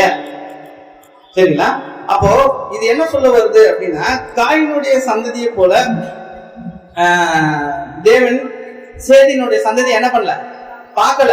அவங்கள பாக்குற விதம் வேற, இவங்கள பாக்குற விதம், அவங்கள மனு புத்திரரா பாக்குறாரு, இவங்கள லோக பிரபுக்களா பாக்குறாரு. சரிங்களா? அங்க ஆதியாகமம் 9 வாசிங்க சார். 6:9. நோவா தன் காலத்தில் இருந்தவர்களுக்குள்ளே நீதிமானும் உத்தமனுமாய் இருந்தான். நோவா தேவனோட சஞ்சரித்துக் கொண்டிருந்தான். போதும் சார். நோவா தேவனோட என்ன பண்ணிருக்காரா, சஞ்சரித்திருந்தாரு. நோவா தன் காலத்தில் இருந்தவர்களுக்குள்ளே அப்படின்னா என்னங்க, அன்னைக்கு வாழ்ந்த எல்லா ஜனத்துக்குள்ளவும் நோவா எப்படி இருந்திருக்காரு, நீதிமானா இருந்திருக்காரு. சரி, ஆனா தேவன் இங்க ஸ்பெசிஃபை பண்ணி கரெக்டா அதை வந்து நம்மளுக்கு அப்படி அந்த வார்த்தையினுடைய ஆழம் தெரியாம ஒரு ட்ரையா இருக்கு இல்லையா, அதை சரியா படிக்கணும் அப்படின்னா நோவாவின் சந்ததிகள் இவைகளே, நோவா தன் சந்ததிகளில் நீதிமானும் உத்தமனுமா இருந்தான். புரியுதுங்களா? அன்னைக்கு இருந்த எல்லா ஜனத்தார் மத்தியிலும் இருந்தாருன்றத சொல்றதை விட எப்படி சொன்னா நல்லா இருக்கும்ட்டு நாங்க அந்த இடம் பதிவு செய்யப்படுது அப்படின்றதுன்னா, தன் சந்ததிகளுக்குள்ளவே அப்படின்னா வர சேத்தின் சந்ததி இருக்கு இல்லையா, அந்த சந்ததி என்ன ஆயிடுச்சுங்க, கரெக்ட் ஆகுது. இவங்க நோவாவினுடைய சந்ததி ஜீனியாலஜி இருக்கு இல்லையா, தன்னுடைய சந்ததிகளுக்குள்ளே நோவா எப்படி இருக்காரா, நீதிமானா இருக்கிறாரு. அததான் அங்க என்ன பண்ணது, ஆங்கில விதமா இருக்கா இருக்கீங்கன்னா நியூ இங்கிலீஷ் ஸ்டாண்டர்ட் வெர்ஷன்கா இல்ல நான் சொல்ற ஏதோ ஒண்ணு கிங் ஜேம்ஸ் இங்கிலீஷ்ல கேஜேவி அதானா ஆதியாகமம் 6:1. This is the genealogy of Noah. Noah was a just man, perfect in his generation. Perfect in his generation. அவங்களுடைய ஜெனரேஷன்ல அவருடைய சந்ததியில நோவா மட்டும்தான். ஏன்னா இந்த சந்ததி தான் தேவனுக்கு பிரியமா வாழ்ந்துட்டு வர சந்ததி. நாட்கள் ஆக ஆக ஆக ஆக என்ன ஆயிடுச்சுன்னா 10 தலைமுறை வந்துச்சு இல்லையா, இந்த 10வது தலைமுறையில நோவா இருக்கிறாரு. இந்த நோவாவின் சந்ததியில அவர் கூட இருந்த அவருடைய சொந்த பந்தம் எல்லாம் இருக்கு இல்லையா, அந்த தேவனுக்கு பிரியமா இருக்கக்கூடிய ஜனங்கள்லயே எல்லாரும் கரெக்ட் ஆயிட்டாங்க. நோவா எப்படி இருக்காரு, நீதிமானா இருக்கிறாரு. இப்போ இந்த உலகத்துல எப்படி சொல்றதுங்க, இந்த உலகத்துல இருக்கிற ஜனங்களோட ஒப்பிட்டு பார்த்தா ஓரளவு நம்ம என்னவா இருப்போம், கொஞ்சம் பரிசுத்தம் உள்ளவங்களா இருக்கும். ஆனா நம்மளுடைய ஜெனரேஷன் இருக்கு இல்லையா, இதுக்குள்ள நம்ம யாரு நீதிமானும் உத்தமனா இருக்கான்றது ஒரு டாஸ்க். ஆனா நோவா அதை செய்திருக்கிறாரு அப்படின்னு சரிங்களா. அப்போ இந்த சூழ்நிலைகள் இங்க வர எல்லா சூழ்நிலையும் வச்சு பார்த்தா எங்கேயாவது தேவதூதர் திடீர்னு வந்து இவங்களோட இருந்த மாதிரி இருக்கா, இது ஆவி தூதர்களை ஒப்பிடுதா அப்படின்னா எந்த இடத்துலயுமே அந்த சூழ்நிலையை வச்சு பார்க்கும்போது அது ஆவியின் தூதர்களை என்ன பண்ணல, மீன் பண்ணல, அதுக்கு எதுவுமே இசை வரல. ஒரு சமயம் நம்ம அந்த இடத்துல ஆவியின் தூதனை போட்டோம் அப்படின்னா ரொம்ப திணிச்சு வைக்கிற மாதிரி இருக்கும். அந்த இடத்துல அவங்க பொருந்தவே மாட்டாங்க, அவங்களால இனப்பெருக்கம் செய்ய முடியாது, அவங்களுக்கு அந்த சிந்தை இல்ல. இயேசு கிறிஸ்து 1000 வருட அரசாட்சியில சொல்றாரு அவங்களால எல்லாரும் தேவதூதர்களை போல இருப்பாங்க. இப்படி ஒரு இடத்துல பொருந்தாத தேவதூதர்களை ஒரு இடத்துல போய் திணிக்கிற மாதிரி நம்ம திணிச்சோம்னா இது என்ன ஆகாது, சரியா வராது. சரிங்களா? அப்போ வாசிங்க 1 Peter 5:8 வாசிங்க சார். தெளிந்த புத்தியுள்ளவர்களாய் இருங்கள், விழித்திருங்கள். ஏனெனில் உங்கள் எதிராளியாகிய பிசாசானவன் கர்ஜிக்கிற சிங்கம் போல் எவனை விழுக்கலாமோ என்று வகை தேடி சுற்றி திரிகிறான். சரி, அப்போ பிசாசு அப்படின்ற ஒரு விஷயம் இருக்கு. ஆனா அந்த சாத்தானாலையும் என்ன பண்ண முடியாது, மல்டிபிள் ஆக முடியாதுன்னு ஒரு விஷயத்தை பாக்குறோம். அப்போ யூதாலையும் பேதுரு சொல்லக்கூடிய விஷயங்களும் அங்க வரக்கூடிய விஷயங்கள் என்னன்னா ஆஞ்சலோஸ், நம்ம ஏஞ்சல் தூதர்கள் சொல்றாங்க, ஆஞ்சலோஸ் அப்படின்னு சொல்லப்படுது. அந்த ஆஞ்சலோஸ்ன்றது தேவ தூதரையும் குறிக்கும், அதான் ஆவியின் தூதர்களையும் குறிக்கும், மனுஷ தூதனையும் குறிக்கும். சரிங்களா? இன்னும் கொஞ்சம் உறுதிப்படுத்திக்கலாம். மத்தேயு 11:10 வாசிங்க. மத்தேயு 11:10. அது எப்படி, இதோ நான் என் தூதனை உனக்கு முன்பாக அனுப்புகிறேன். போதும். நான் என் தூதனை உனக்கு முன்பாக, ஆஞ்சலோஸ நான் என்ன பண்றேன், இங்க தூதன் இவரு சொல்லும் போது இப்ப நல்லா புரிஞ்சுங்க. அதே அங்க தூதன் சொன்னதை நம்ம ஏஞ்சல் சொல்றோம். ஆனா இங்க தூதன் சொன்னதை ஏன் மனுஷன் சொல்றோம்? அங்க தூதன் சொன்னதை ஏஞ்சல் சொல்றோம், அவங்க வந்து ஆவியின் தூதன் சொல்றோம். இங்க தூதன் தானே சொல்றது. இங்க ஏன் அப்படி, ரெண்டுத்துக்கும் ஒரே வார்த்தை தான், எதுவும் மாற்று கருத்து கிடையாது. ஏன் அப்படின்னா இந்த இடத்துல தெளிவா நமக்கு புரியுது இது மனுஷங்களை சொல்றாங்கன்னு சொல்லிட்டு. அந்த சூழ்நிலை எப்படி இருக்கு, மனுஷங்களை சொல்ற ஒரு விஷயமா இருக்கு. அந்த இடத்துலயும் மனுஷங்களை சொல்ற விஷயமா தான் இருக்கு. நம்ம அதை என்ன பண்றதுல யோசிக்கிறது கிடையாது. சரி, நம்ம லூக்கா 7:24 சார்.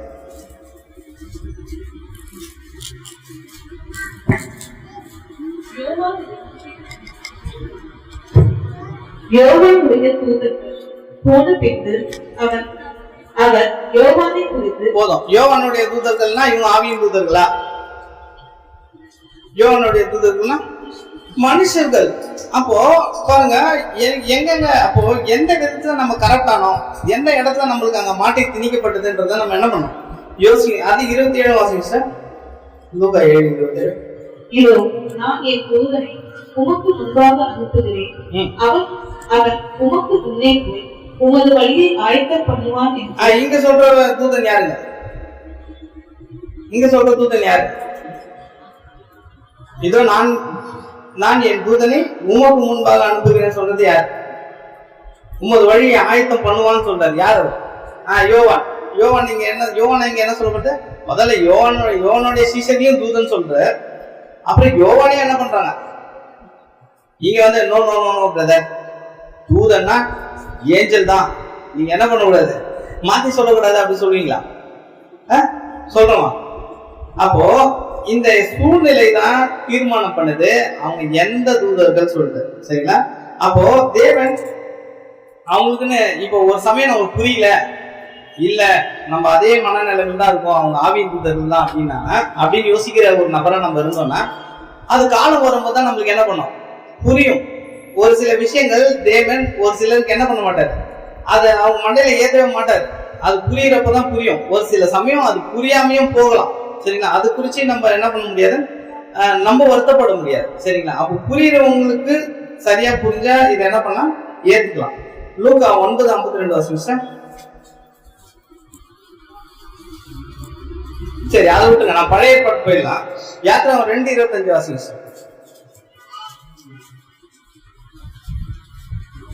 சாரி, யாக்கோபு 2:25 புதிய ஏற்பாடு வாசிங்க. அந்தபடி ராகாப் என்னும் வேசி தூதர்களை ஏற்றுக்கொண்டு வேறு வழியாய் அனுப்பிவிட்ட போது கிரேக்கினாலே. அந்தபடி ராகாப் என்னும் வேசி இங்க யாரு எழுதுறா? யாக்கோப் எழுதுறாரு. எப்பயோ நடந்த விஷயம், ஆனா இவர் எப்படி எழுதுறாரு அப்படின்னு பாத்தீங்கன்னா, ராகாப் என்னும் வேசியும் அங்க பாத்தீங்கன்னா யார் இருக்கும் பழைய பாட்டுல அவங்க யார சொல்றாங்க அப்படின்னு பாத்தீங்கன்னா, யார சொல்றாங்க? வேவுக்காரர்கள். சரிங்களா? வேவுக்காரர்களை அவங்க என்ன பண்றாங்க, அனுப்புறாங்க, பத்திரப்படுத்துறாங்கன்னு பாக்குறோம். இங்க வந்து ராகாப் என்னும் வேசியும் தூதர்களை ஏற்றுக்கொண்டு வேறு வழியாய் அனுப்பிவிட்ட போது, இங்க வர தூதர்களும் என்னங்க ஏஞ்சலோஸ் மல்லக் அப்படின்னு தான் சொல்லப்படுது. இப்போ ராகாப் இடத்துல போனவங்க ஆவியின் தூதர்களா மனுஷங்களா? நல்ல வேலை வேதத்துல வந்து நம்மளுக்கு ராகாப் கிட்ட போனவங்க மனுஷர்கள் பதிவு செய்யப்பட்டது. ஒரு சமயம் அது கண்டி இல்லைன்னு நம்ம என்ன சொல்லுவோம், ராகாப்ன்ற வேசி தேவதூதர்களோடவே விபச்சாரம் பண்ணாங்க அப்படித்தானே சொல்லுவோம். நம்மளோட கற்பனை எப்படி ஆயிடுச்சு? அப்படித்தானே? ஒரு சமயம் அங்க அந்த இன்சிடென்டே இல்லை, மறைவா இருக்கு. சரிங்களா? இப்ப இங்க வந்து யாக்கோபு இது எழுதுறாரு, அதை நம்ம எப்படி சொல்லுவோம் கற்பனையில? ராகாப் என்னும் வேசி தேவதூதர்களோடவே என்ன பண்ணிருக்காங்க, விபச்சாரம் செஞ்சிருக்காங்க. அந்த விபச்சாரம் செஞ்ச சந்ததியில இருந்து வந்த ஜெனரேஷன் தான் எங்க இருக்குதுங்க, கானான்ல. எப்படி இருக்காங்க கானான்ல? யாரு இருந்தாங்க கானான்ல? அவங்களாம் எப்படி வந்தாங்கன்னா இப்படி வந்தாங்க சொல்றோம், அங்க சொல்லப்படலை அப்படின்னா. சரி, அப்போ இங்க சொல்லக்கூடிய ஒரு விஷயம், இவங்க பார்க்கக்கூடிய ஒரு விஷயமும் யாரு, அவங்க வேவுக்காரர்கள் மனுஷங்க. அப்போ சில இடங்கள்ல தேவதூதர்களை தீர்க்கதரிசிகளையும் தேவதூதர்கள் அப்படின்னு சொல்லப்பட்டிருக்கு. சில இடங்கள்ல ஆவிக்குரிய தேவதூதர்களையும் என்ன பண்ற சொல்லப்பட்டிருக்கு. அப்போ இன்னொரு சம்பவம் பார்க்கலாம், அதுல நீங்க தான் சொன்னோம் இவங்க எந்த தூதர்கள் சொல்லிட்டு. இப்போ ஓரளவு புரிஞ்சிச்சா எந்த இடத்துல ஆவியின் தூதர்களா எடுக்கணும், எந்த இடத்துல மனுஷ தூதர்களா எடுக்கணும் அப்படின்றது ஓரளவுக்கு உங்களுக்கு புரிஞ்சிருக்கும்னு நினைக்கிறேன். இப்போ ஒரு இடம் வரும், அந்த இடத்துல நீங்க கரெக்டா சொல்றீங்களா பார்க்கலாம். சரிங்களா? ஒண்ணு மட்டும் பார்த்துட்டு அதை போலாம். மத்திய 28:2 வாசிங்க. மத்திய 28:2. அப்பொழுது பூமி மிகவும் அதிரும்படி கர்த்தருடைய தூதன் வானத்திலிருந்து இறங்கி வந்து வாசலில் இருந்த கல்லை புரட்டி தள்ளி அதன் மேல் உட்கார்ந்தார். சரி, இங்க வர தூதன் யாரு? மனுஷ தூதனா ஆவி தூதனா? அப்போ நம்மளுக்கு மூளை நல்லாதான் வேலை செய்யுதுன்னு நினைக்கிறேன். எந்த இடத்துல நம்ம மிஸ்டேக் ஆயிடுச்சு, யார் நம்ம மூளையை மாத்துன்னு தான் புரியுதா? கரெக்டா தான் சொல்லிட்டு வரீங்க. நிறைய இடத்துல எந்த இடத்துல ஆவியின் தூதன் வரணுமோ அங்க ஆவியின் தூதன் சொல்றீங்க. எந்த இடத்துல மாம்சதூதன் வருதோ மாம்சதூதன் சொல்றீங்க. அப்ப எப்படி இந்த விஷயத்துல நம்ம மாறி போனோம்? சரி, 1 கொரிந்தியர் 11:10 இதையும் வாசிங்க. இவங்க யார் பார்க்கலாம்?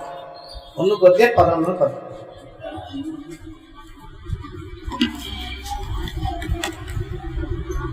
ஆகையால் நிமித்தம் தலையின் மேல் உட்கார்ந்து கொள்ள வேண்டும்.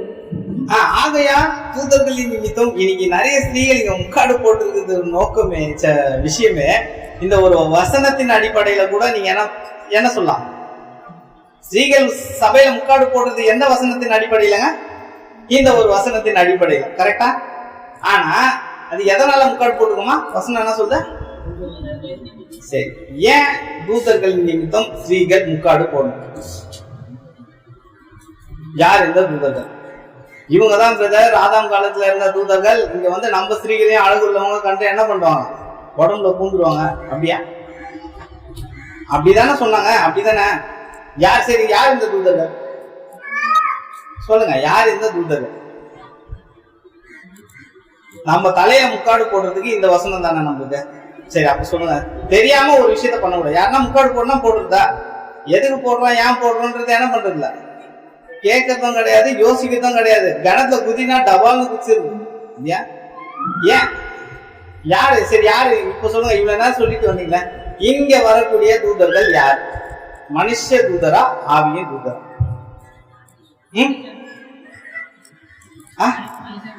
மனுஷர்களா அப்படின்னா இருக்கு. சரி, இங்க வர தூதர்கள் மனுஷ தூதர்கள் தான். சரிங்களா? மனுஷனை தூதராக சொல்லப்படுது.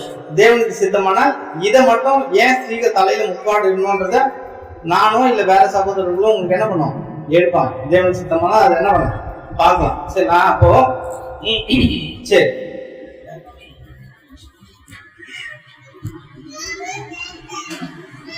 அங்க 6:26 வாசிங்க சார்.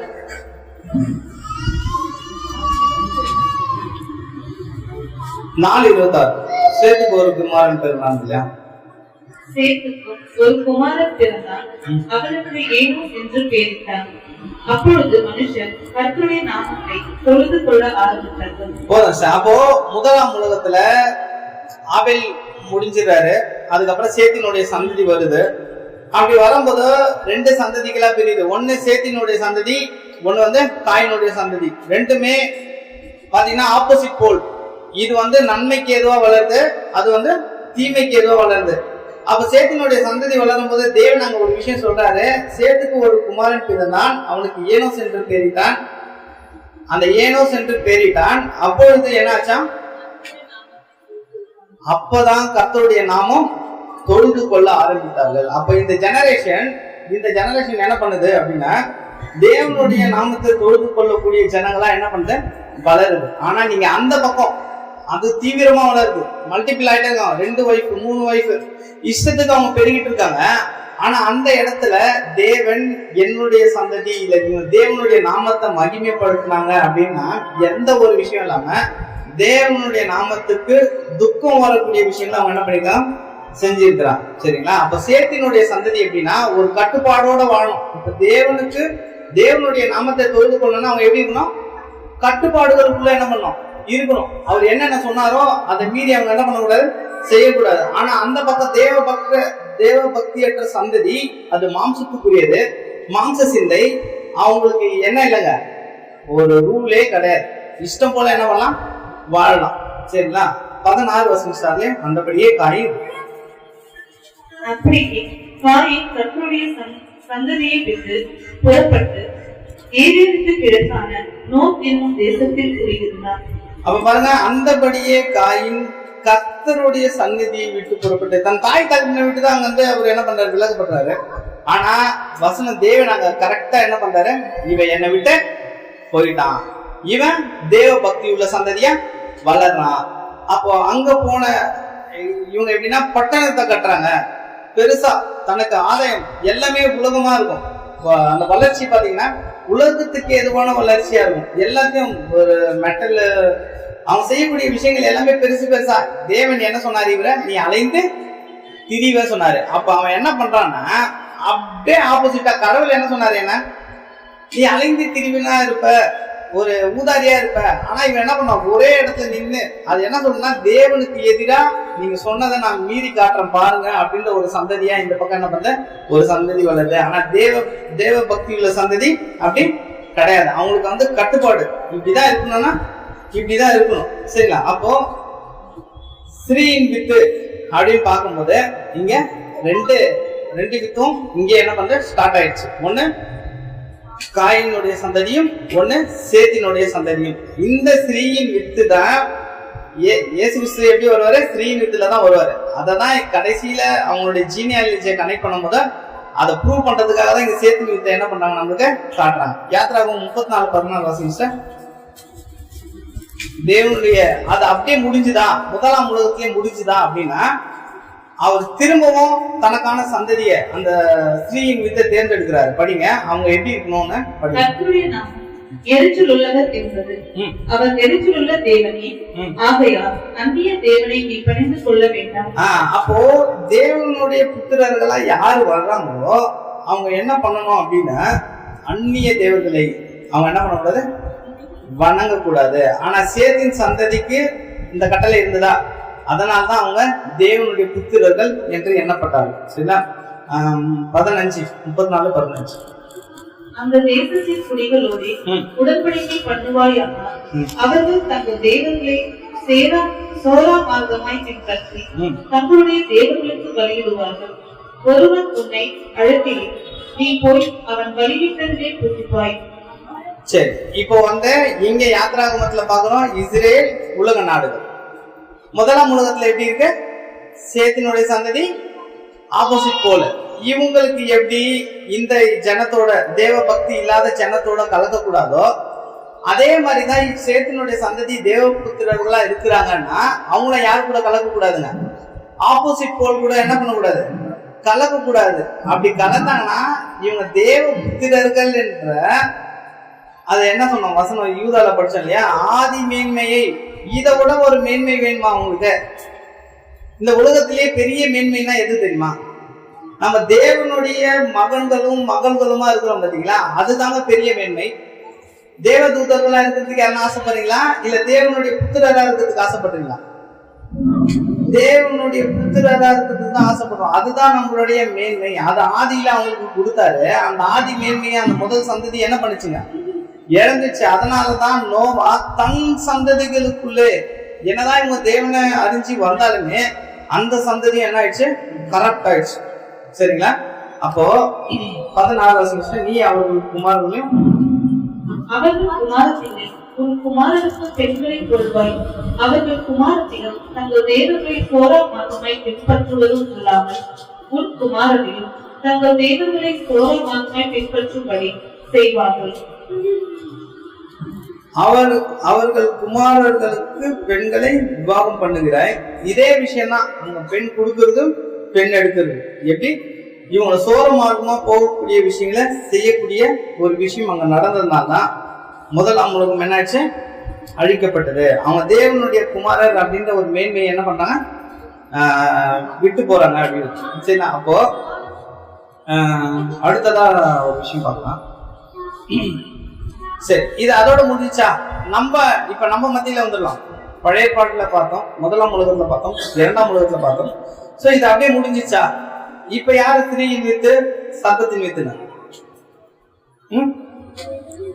இப்ப யாரு ஸ்திரீயின் வித்து சபையின் வித்து, சரி சர்ப்பத்தின் வித்து இல்லையா? அவ்வளவுதான் முடிஞ்சிச்சா? அந்த வார் முடிஞ்சிச்சா? அந்த யுத்தம் முடிஞ்சிச்சா? உன் வித்துக்கும் ஸ்திரீயின் வித்துக்கும் என்ன பண்ண பகையை உண்டாக்குவேன் அப்படின்றது முடிஞ்சிச்சா?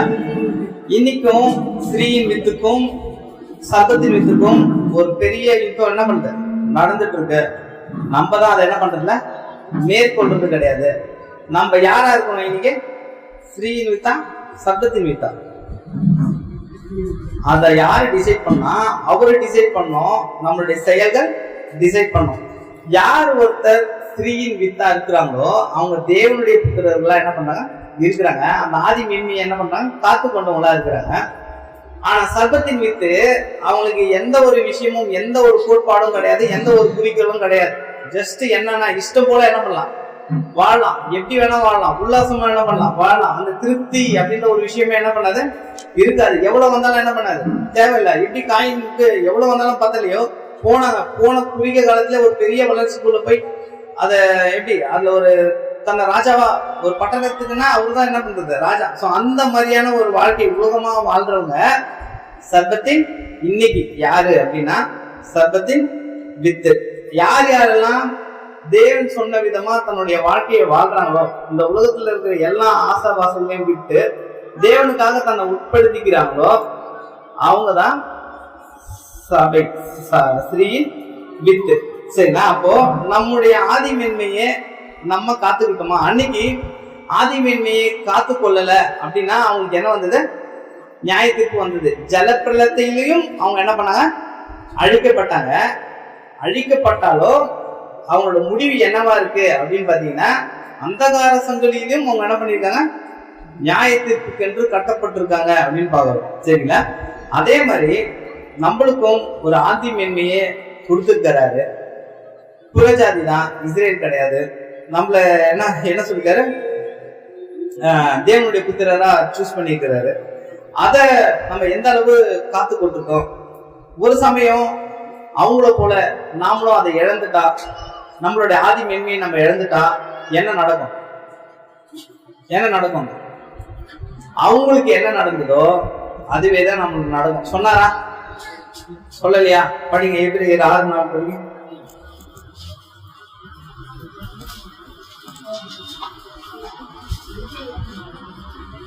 ஏனெனில் ஒரு தரம் பிரகாசிப்பிக்கப்பட்டும் பரம ஈவை ருசி பார்த்தும் பரிசுத்த ஆவியை பெற்றும் மறுதலைக்கு போனவர்கள் தேவனுடைய நல்வார்த்தையும் இனிவரும் உலகத்தின் பலன்களையும் ருசி பார்த்தும் மறுதலுக்கு போனவர்கள் தேவனுடைய குமாரனை தாங்களே மறுபடியும் சிலுவையில் அறைந்து அவமானப்படுத்துகிறபடியால் மனதிருப்பதற்கு ஏதுவாய் அவர்கள் மறுபடியும் புதுப்பிக்கிறது கூடாத காரியம். ஒரு சமயம் நம்ம அதே மாதிரி இருந்தோம் அப்படின்னா அவர் என்ன சொல்றாருன்னா, உங்களை புதுப்பிக்கவே முடியாது. உன்னை எவ்வளவுதான் கழுவி நான் சுத்தப்படுத்தி வச்சிருந்தாலுமே நீ திரும்ப எங்கதான் போற? சாக்கடையில தான் போற அப்படின்னா உங்களை என்ன பண்ண முடியாது? புதுப்பிக்கவே முடியாது. அப்போ நீங்க வர விஷயம் புரியுதுங்களா? இப்ப யார அங்க சொல்லுது? அந்த தூதர்கள் அப்படின்ற ஒரு விஷயத்தை தாண்டி இது என்ன சொல்லுதுன்னா, ஒரு ஸ்திரீயின் வித்தும் ஒரு சர்பத்தின் வித்துக்கும் நடக்கக்கூடிய ஒரு மிகப்பெரிய ஒரு யுத்தம். சரிங்களா? இன்னைக்கு தேவ தூதர்களோடு நம்மளுக்கு இருக்குது போராட்டமா, இந்த உலகத்தினுடைய ஜனங்களுக்குள்ள நம்மளுக்கு போராட்டம் இருக்கு? தேவ தூதர்கள் வந்து உங்களை எது செய்ய அது செய்ய சொல்லி தூண்டுறாங்களா? இல்ல இந்த உலகத்தின் இச்சை நம்மளை இருக்குதாங்க? உலகம் தான் இருக்குது. அப்ப உலகத்தில் உள்ள மக்களுக்கும் தேவனுடைய மக்களுக்கும் ஒரு பெரிய போராட்டம் இன்றளவும் என்ன வந்து நடந்துட்டு இருக்கு. அதுல நம்ம எப்படி ஜெயிக்கிறோம்ன்றதுதான் இதனுடைய பொருள். அப்போ எந்த ஒரு தூதனும் வந்து உங்களை வந்து இதை செய் அதை செய் அவனோட ஆசையை நிறைவேற்றிக்கொள்ள உங்களை என்ன பண்றதுல உபயோகப்படுத்துறது இல்ல. சரிங்களா? அப்போ நம்மளோட புரிதல் தான் நம்ம வேதத்தை படிக்கும் போது தெளிவா இங்க என்ன சொல்ல வருது, அந்த கான்டெக்ஸ்ட், அந்த சம்பவம் எதை குறிக்குது, அங்க யார சொல்ல வருதுன்றத நம்ம என்ன பண்ணணும் புரிஞ்சுக்கணும். சில சமயம் மனுஷங்களை தான் டைரக்டா சொல்லுவோம், ஆனா நம்ம என்ன யோசிப்போம்? அது நம்ம ஒரு விஷயம் படிச்சலாம், நம்ம ரொம்ப ஃபெமிலியர். அந்த ஏசாயா 3:14 வாசிங்க சார்.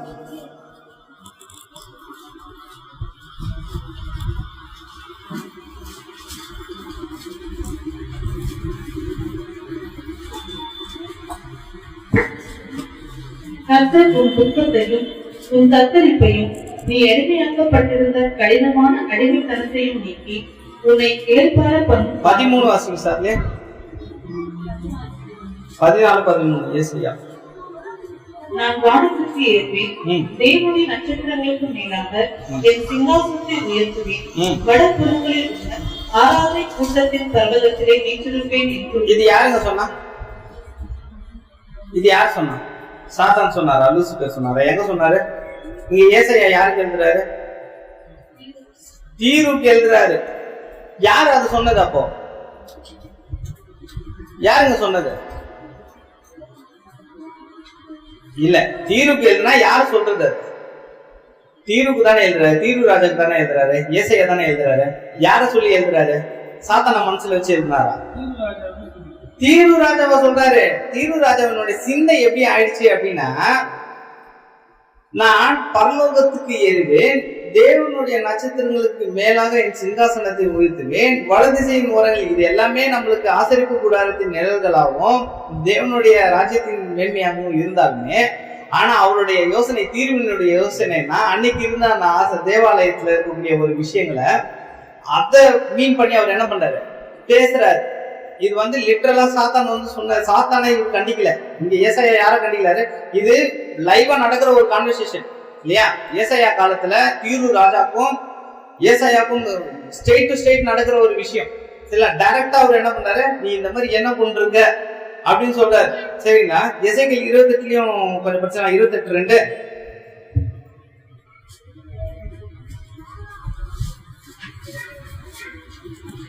மனுபுத்திரனே, நீ தீருவின் அதிபதியை நோக்கி, கர்த்தராகிய ஆண்டவர் உரைக்கிறது என்னவென்றால், உன் இருதயம் மேட்டிமை கொண்டு நான் தேவன், நான் சமுத்திரத்தின் நடுவே தேவஸ்தானத்தில் விற்றிருக்கிறேன் என்று சொல்லி உன் இருதயத்தை தேவனின் இருதயத்தை போல் ஆக்கினாலும் நீ மனுஷனே அல்லாமல் தேவன் அல்ல.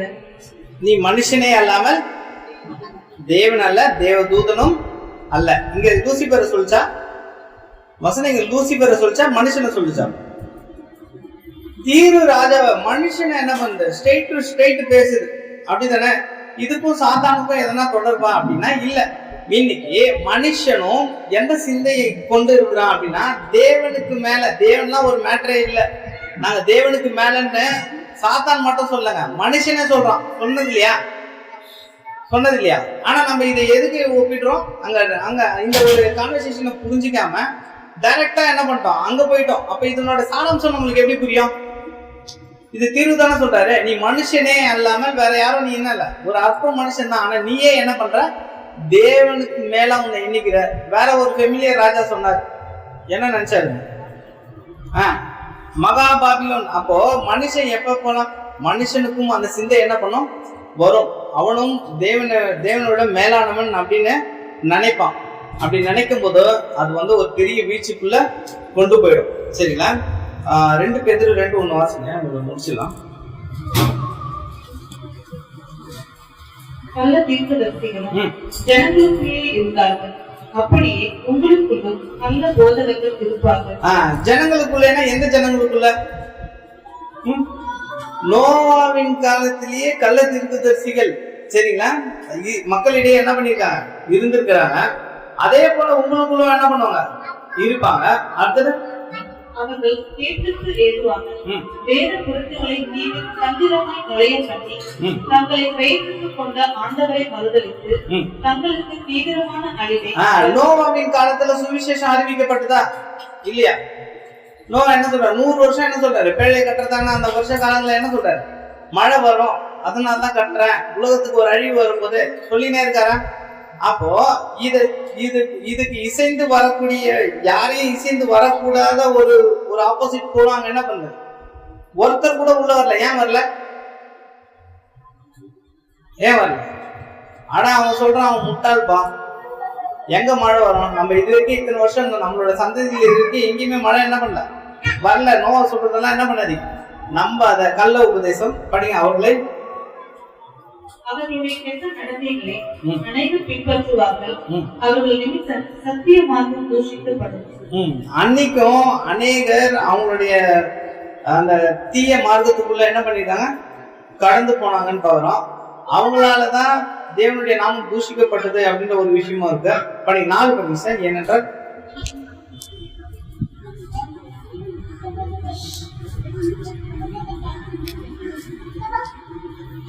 2 பேதுரு 2:4 பாவம் செய்த தூதர்களை தேவன் தப்ப விடாமல் அந்தகார சங்கிலிகளினாலே கட்டி நரகத்தை தள்ளி நியாய தீர்ப்புக்கு வைக்கப்பட்டவர்களாக ஒப்புக் கொடுத்து. அப்போ இங்க பாவம் செய்த தூதர்கள்னா யாரு பாருங்க, இங்க மேல இருந்து பேசிட்டு வர்றாரு இல்லையா, 1ல இருந்து பாவம். வீட்டுல உட்காந்து பொறுமையா படிங்க. இங்க மனுஷங்களை பத்தி பேசிட்டு வர்றாரா இல்ல தேவ தூதர்களை பத்தி பேசிட்டு வர்றாரா? மனுஷங்களை பத்தி பேசிட்டு வரும்போது தூதர்கள் அப்படின்னு வந்தா யாரு, தூதர்கள் தான், மனிதர்கள் தான். சரிங்களா? அப்போ நம்ம ஆரம்பத்திலே சொன்னது என்னன்னா, நீங்க அந்த வசனம் ஃபுல்லாவே படிச்சுங்க லாஸ்டா, இப்ப வேண்டாம், பொறுமையா வீட்டுல படிச்சு பாத்துங்க. அது என்ன சொல்ல வருது அப்படின்னு பாத்தீங்கன்னா, முழுக்க முழுக்க மனுஷங்களை சொல்லிட்டு அங்க தூதர்கள் சொன்னதுனால நம்ம என்ன பண்ணோம், நம்ம கன்ஃபியூஸ் ஆகல, நம்மள கன்ஃபியூஸ் ஆக்கி வச்சிருக்காங்க. சரிங்களா? அப்போ இன்னைக்கு நம்ம தெளிவா புரிஞ்சுக்க வேண்டிய ஒரு விஷயம் என்ன அப்படின்னா, யார் யாரெல்லாம் அந்த தேவ பக்தி உள்ள சந்ததியில இருந்து வெளியே போறாங்களோ அவங்க மீண்டும் புதுப்பிக்கிறது ஒரு கூடாத காரியமா இருக்கு. அப்போ மனுபுத்திரன் அப்படின்னு வரும்போது உலக சிந்தை உள்ளவர்களாகவும், தேவனுடைய குமாரர்கள் அப்படின்றது தேவனுடைய சிந்தை உள்ளவர்களாகவும் இருக்கிறாங்க. இன்னைக்கு இந்த உலகத்துல நம்ம யாரு அப்படின்னு பாத்தீங்கன்னா, மனுபுத்திரரா தேவனுடைய குமாரர்களா அப்படின்னா என்ன சொல்வீங்க? மனுபுத்திரர் சொல்றவங்க மனுபுத்திரராவே இருங்க. ஆனா நம்ம அழைக்கப்பட்ட இது எதுக்கு அப்படின்னா தேவனுடைய குமாரர்கள். அப்ப தேவ குமாரர்களாய் வந்த நாம மனுஷ குமாரத்திகளோட இந்த உலகத்தினுடைய சிந்தைகளோட ஐக்கியம் பாராட்டும் போது தேவனுக்கு அது அருவருக்கத்தக்க காரியமா இருக்கு. இன்னைக்கு நம்ம மத்தியில அது நடக்குதா அப்படின்னா, என்னதான் நம்ம தேவனை ஏற்றுக்கொண்டு வந்தாலும் நம்ம என்ன பண்றோம் அப்படின்னா, திரும்ப திரும்ப திரும்ப இந்த உலகத்தினுடைய ஆசைகளும் உலகத்தினுடைய சாயங்களும் நம்ம மேல என்ன பண்ண பூசப்பட்டிருக்கு. எப்போ அந்த சாயங்கள் அகற்றப்படுதோ அப்பதான் நம்ம அந்த நியாயத்தில இருந்து விலக்கப்படுவோம். பொறுமையோடு கேட்டவங்க யாரையும் தேவன் நம்மை ஆசீர்வதிப்பார்கள். ஆமென்.